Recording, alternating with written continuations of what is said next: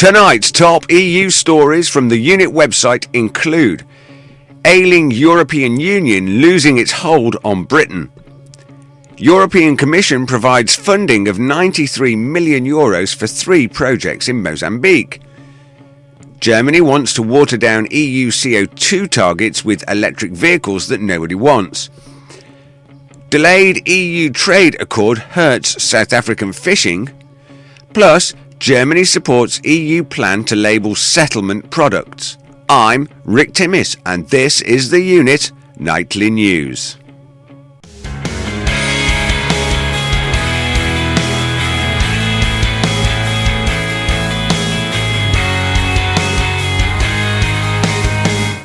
First, from our homepage, the long-term pattern is clear. As time goes on, Britain is doing relatively less trade with the EU and more with non-EU countries.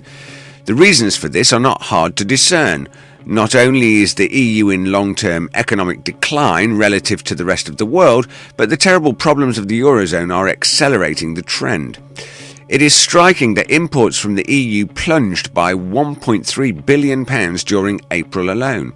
And our exports to Germany are in the doldrums, while those to the United States are booming, up by 7% in 3 months.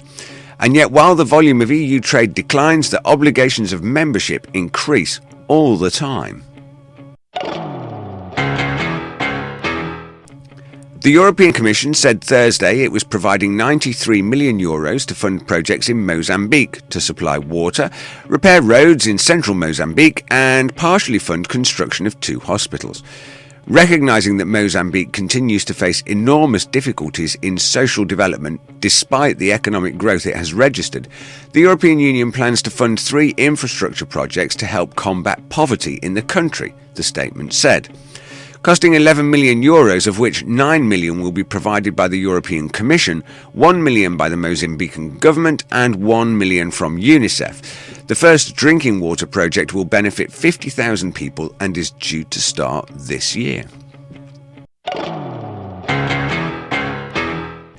An attempt of Germany to water down CO2 targets about to be imposed by the EU explains why automakers are eager to build electric vehicles despite a lack of eager market. Germany proposes that so-called super credits can be used to offset the limits. Unlimited super credits could allow the manufacturers of electric cars, for which there is little to no demand, while allowing just as many polluting vehicles as before onto the roads, campaigners against super credits told Reuters. According to The Wire, Germany has been pushing for months for greater flexibility in implementing an emissions goal of 95 grams of carbon dioxide per kilogram as an average across new EU vehicles from 2020. But votes in the European Parliament so far have backed a fairly robust version of the European Commission's original proposal. Super credits would allow high-emission cars provided that their makers also make low-emission vehicles such as electric cars.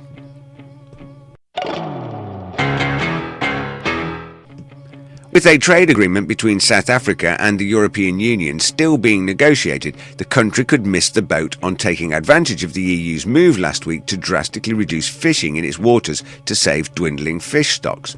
A gap has emerged in the EU fish market because the bloc has agreed to end overfishing in its waters by 2015 to 2020 for some exceptional species, after fish stocks had dwindled precariously. Eurostat has released data showing that fish catches have fallen from more than 8 million tonnes in 1995 to 4.9 million tonnes in 2010. Now, notice the emergence of these trade agreements. The EU and South Africa, the EU and USA. Let's think for a moment about how the Common Market Trade Agreement has evolved from the perspective of the people of Britain. We now find, some 40 years later, that a clandestine creep has taken place, one that has usurped and neutered the powers of our own government and entracted us into a federal United States of Europe. Whilst the media on the one hand talks about establishing a free trade agreement with South Africa, and that this will take time, it neglects to mention that there are already agreements in existence for trading purposes. Search for trade agreement on our site and you'll see that these are already established. So what is in this new agreement that makes the other agreements unsuitable? That is the question we here at the unit are investigating.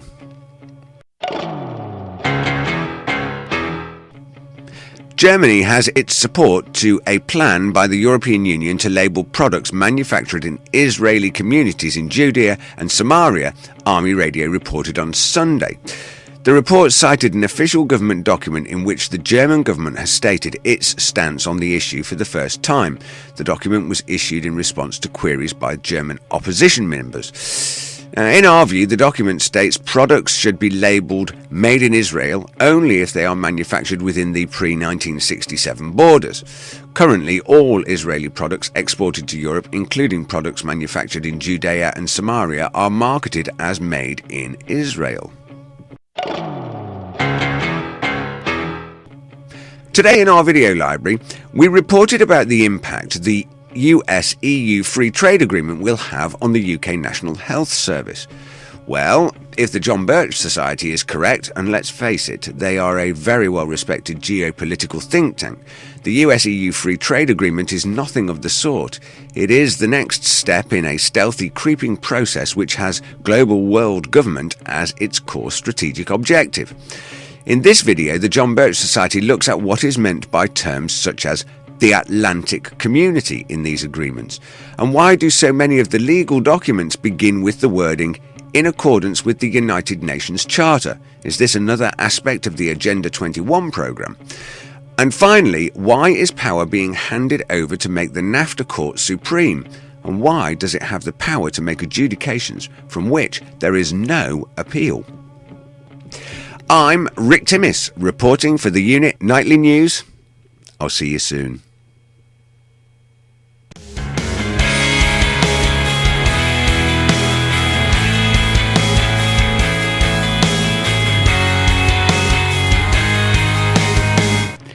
You can get lots more news stories and information on our website, theunit.com.